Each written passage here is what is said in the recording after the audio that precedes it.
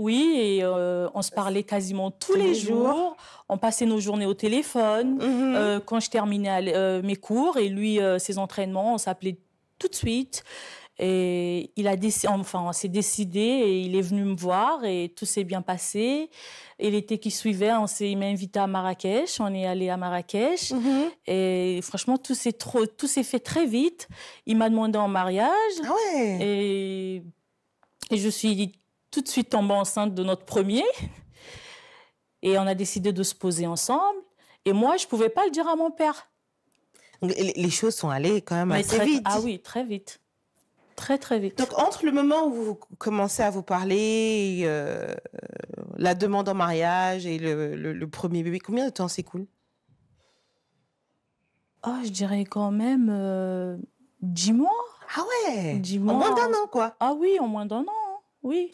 Et donc, tu n'oses pas le dire à ton papa? Ah non, je n'ose pas parce que là, surtout quand j'ai su que j'étais enceinte, je ne pouvais pas lui dire. Et il y avait tellement l'alchimie, lui et moi, et on voulait tout de suite s'installer ensemble.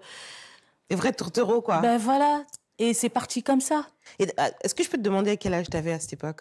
J'avais 18 ans. Ah ouais, mais 18, je venais de fêter mes 19 ans. Un bébé, quoi. Ah oui, oui, oui, oui. Donc, c'est le premier grand amour de ta vie? Oui. Oui. Et donc, comment ça se passe avec ton papa? Bon, tu finis quand même par lui annoncer la nouvelle? Bah, je lui ai annoncé quand j'ai accouché. Non. Oui.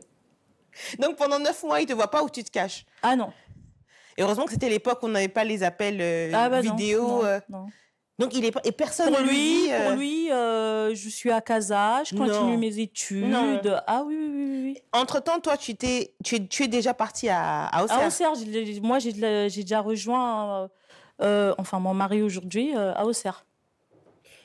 Bah, attends, alors, il faut que tu me racontes.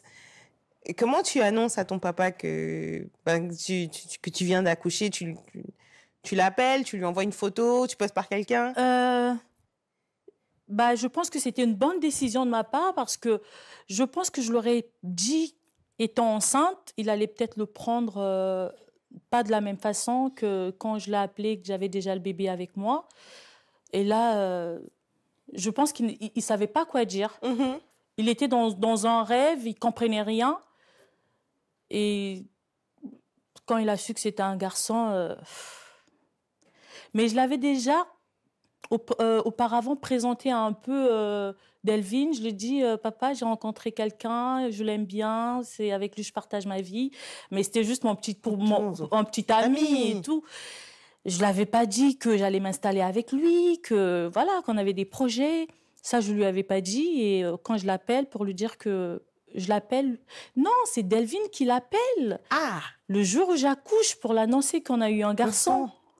Et il comprenait rien. Et il pose la question, elle est où ma fille? Bah, elle est là, elle vient d'accoucher. Bah, il était content.